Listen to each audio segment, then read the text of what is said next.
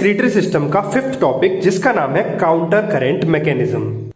तो जैसा कि नाम से ही पता चल रहा है, काउंटर मतलब अपोजिट, करंट मतलब फ्लो, मैकेनिज्म मतलब अपोजिट फ्लो के मैकेनिज्म को हम काउंटर करंट मैकेनिज्म बोलते हैं।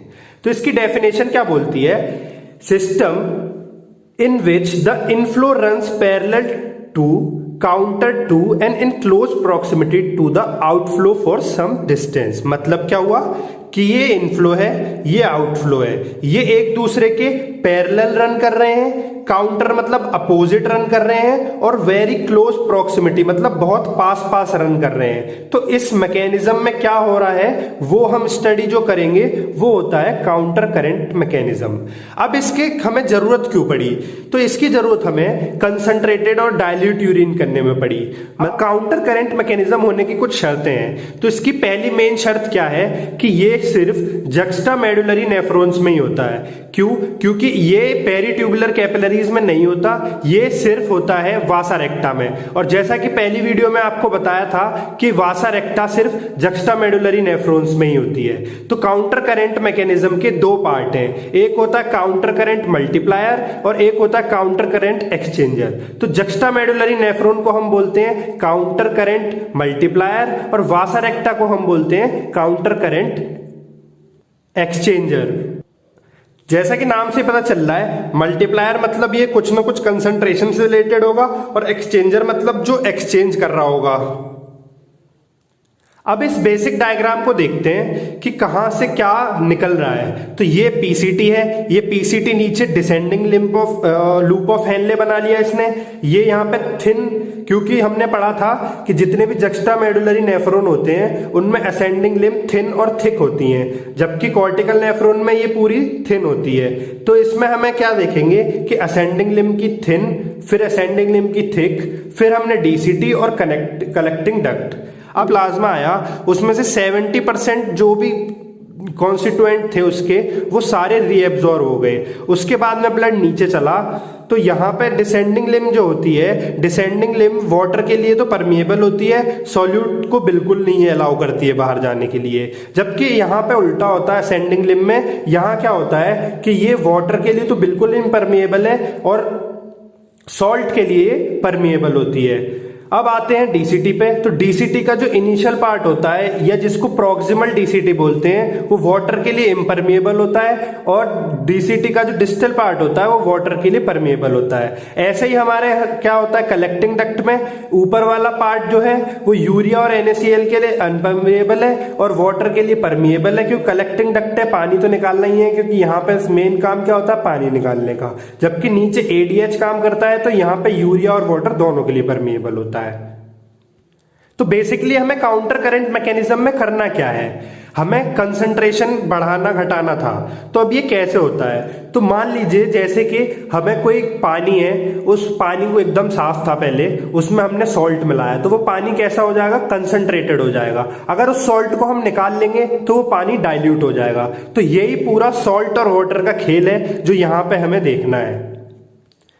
पीसीटी से प्लाज्मा चला तो उसकी कंसंट्रेशन, जैसे कि आप साइड में देख रहे हैं कंसंट्रेशन लिखी है, जैसे जैसे नीचे जाते हैं कंसंट्रेशन बढ़ती जाती है, और कंसंट्रेशन की जो यूनिट होती है वो होती है मिली ऑस्मोल पर लीटर। तो जैसे कि ब्लड जो प्लाज्मा निकला उसकी 300 मिली ऑस्मोल पर लीटर कंसंट्रेशन होती है। अब यहाँ पे बिल्कुल कंसंट्रेशन प्लाज्मा के इक्वल है। अब यहाँ से जैसे जैसे नीचे चला तो कंसंट्रेशन को क्या करना है? हमें बढ़ाना है। तो कंसंट्रेशन बढ़ाने के लिए हम क्या कर सकते हैं? पानी को निकालना पड़ेगा, और जैसा कि पता है यहां से निकलेगा पानी। अब जैसा कि हमने ग्लास में से अगर पानी निकाल दिया तो उसकी कंसंट्रेशन बढ़ती जा रही है। तो ये कंसंट्रेशन 300 से पहुंचते पहुंचते नीचे 1200 तक पहुंच गई। अब यहां पे कंसंट्रेशन 1200 हो गई। अब दूसरा तरीका क्या है कि हमें कंसंट्रेशन तो यहाँ पे 1200 हो गई, अब हमें दोबारा ये 300 तक ले जानी है। तो दूसरा तरीका क्या है अब कंसंट्रेशन या मतलब डाइल्यूट करने का इसको, कि जितना भी इसमें नमक प्रेजेंट था उसे हम बाहर कर दें। तो अगर हम यहाँ से NaCl को बाहर कर दें तो ये कंसंट्रेशन क्या होगी? पानी दोबारा डाइल्यूट होने लग जाएगा और कंसंट्रेशन जो 1200 हो गई थी ये दोबारा हमारी 300 तक पहुंच जाएगी।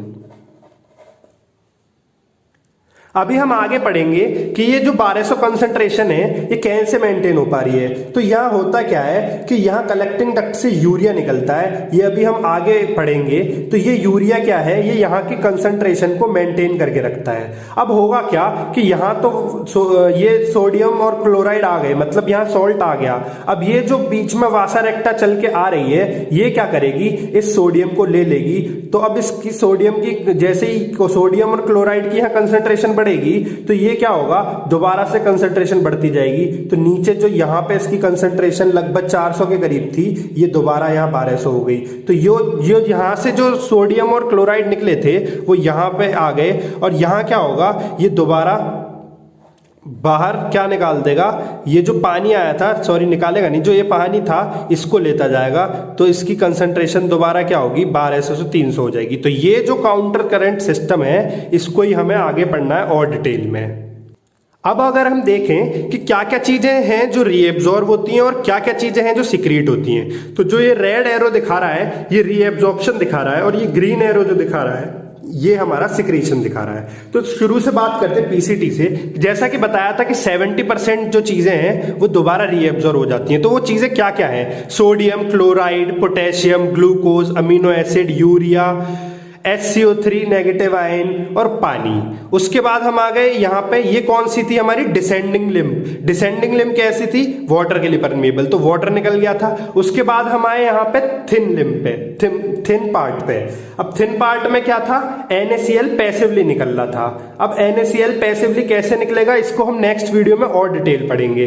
अब यहाँ पे NaCl एक्टिवली निकलता है, मतलब पंप के थ्रू निकल रहा होगा, इसको भी हम नेक्स्ट वीडियो में पूरा क्लियर कर देंगे। उसके बाद हम आते हैं डीसीटी पे। तो डीसीटी में रीएब्जॉर्प्शन हो रहा है सोडियम, क्लोराइड, कैल्शियम, मैग्नीशियम और HCO3 नेगेटिव आयन का।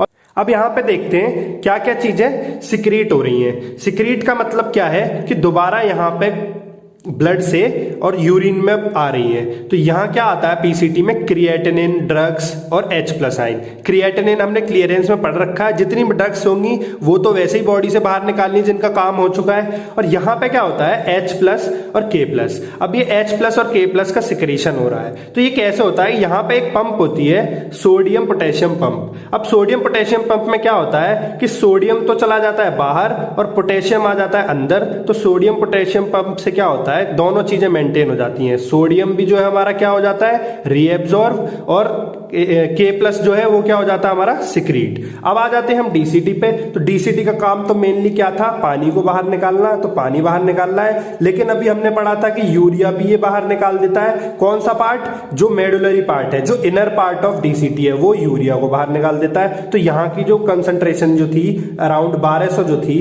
वो यहाँ यूरिया की वजह से मेंटेन रहती है। इस वीडियो में अभी हम इतना ही पढ़ते हैं। ये जो पर्टिकुलर एरियाज के जितने भी आयन के डिफरेंस हैं या आयन जो भी एक्सचेंज हो रहे हैं, ये हम नेक्स्ट वीडियो में पढ़ेंगे। अगर इस वीडियो में डाला तो ये वीडियो बहुत लंबी हो जाएगी। Thank you for watching.